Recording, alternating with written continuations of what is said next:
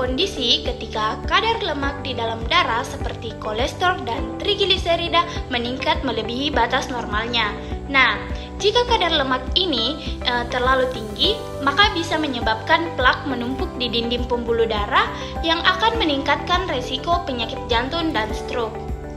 Nah, di sini saya akan membahas jenis-jenis lipidemia. Yang pertama ada hiperlipidemia.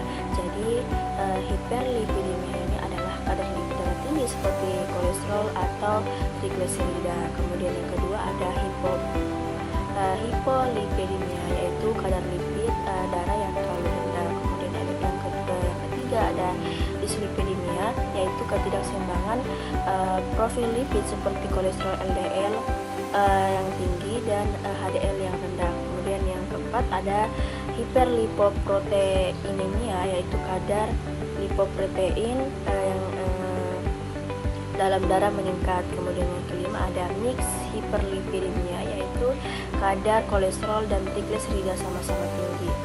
Kira cukup. Bye bye guys. Baik, saya akan menjelaskan apa saja yang menjadi penyebab terjadinya lipidemia pada manusia. Penyebab lipidemia dapat dikategorikan menjadi dua, yaitu lipidemia primer dan yang kedua adalah lipidemia sekunder. Lipidemia primer ini disebabkan karena adanya faktor genetik seperti mutasi yang dapat mempengaruhi metabolisme pada lipid. Nah, yang kedua adalah lipidemia sekunder. Nah, lipidemia sekunder ini disebabkan karena adanya gaya hidup dan kondisi yang kurang sehat, seperti obesitas. Yang kedua adalah pola hidup yang tinggi lemak jenuh. Dan yang ketiga, mengonsumsi alkohol secara berlebihan. Keempat adalah merokok. Serta yang kelima adalah diabetes. Nah, saya akan menjelaskan dampak dari lipidemia itu sendiri bagi kesehatan. Lipidemia atau gangguan lipid darah memiliki berbagai dampak negatif bagi kesehatan jika tidak dikelola dengan baik. Lipidemia yang tidak terkontrol dapat menyebabkan aterosklerosis, yaitu penumpukan plak di dinding arteri yang meningkatkan risiko serangan jantung dan stroke. Baik, saya memaparkan berbagai macam dampak utama dari lipidemia itu sendiri. Yang pertama itu penyakit jantung koroner atau PJK, yaitu yang dimana lipidemia terutama tingginya kadar kolesterol LDL atau low density lipoprotein dapat menyebabkan penumpukan plak aterosklerotik di dinding arteri koroner. Plak ini dapat mengurangi aliran darah ke jantung, meningkatkan risiko serangan jantung, angina, nyeri dada, dan gangguan jantung lainnya. Yang kedua itu ada stroke, yaitu yang dimana penumpukan plak aterosklerotik akibat lipidemia juga dapat terjadi di arteri yang menyuplai otak. Jika plak pecah atau bekuan darah terbentuk dan menghambat aliran darah ke otak, dapat menyebabkan stroke iskemik. Yang ketiga itu adalah penyakit arteri perifer atau PAD, yaitu yang dimana lipidemia dapat menyebabkan penumpukan plak di arteri perifer atau di luar jantung dan otak yang dapat mengurangi aliran darah ke ekstremitas. Ini dapat menyebabkan nyeri saat berjalan, ulkus, dan dalam kasus yang parah. Yang keempat itu gangguan penyakit ginjal, yaitu kadar lipid darah yang tinggi dapat menyebabkan kerusakan pada pembuluh darah kecil di ginjal yang dapat memperburuk fungsi ginjal dan berpotensi menyebabkan penyakit ginjal kronis atau gagal ginjal. Yang kelima itu ada pankreatitis, yaitu yang dimana tingginya kadar trigliserida dalam darah dapat meningkatkan risiko pankreatitis, yaitu peradangan pada pankreas.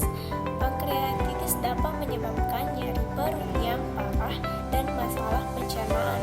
Yang keenam itu ada metabolisme dan sindrom metabolik, yaitu yang dimana lipidemia sering dikaitkan dengan sindrom metabolik yang merupakan kumpulan kondisi termasuk obesitas sentral, hipertensi, kadar gula darah tinggi, dan dislipidemia. Sindrom ini meningkatkan risiko diabetes tipe 2 dan penyakit jantung.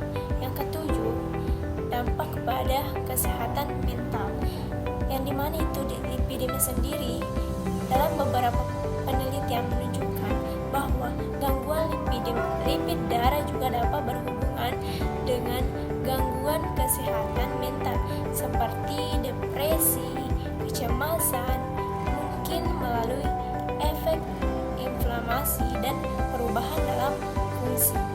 Baik, itulah tadi yang saya paparkan tentang dampak lipidemia, dampak negatif lipidemia bagi kesehatan tubuh. Adapun cara untuk mencegah lipidemia, yang pertama itu melakukan pola makan yang sehat, di mana mengurangi konsumsi makanan tinggi lemak jenuh seperti gorengan, daging berlemak, dan produk susu tinggi lemak, serta memperbanyak mengkonsumsi sayuran, buah, dan biji-bijian. Yang kedua yaitu melakukan aktivitas fisik, di mana berolahraga secara rutin minimal 30 menit per hari seperti berjalan kaki maupun bersepeda dapat membantu menurunkan kadar lemak darah. Yang ketiga yaitu berhenti merokok, di mana merokok meningkatkan kadar kolesterol jahat LDL dan menurunkan kolesterol baik HDL. Yang keempat yaitu melakukan pemeriksaan kadar kolesterol secara rutin ataupun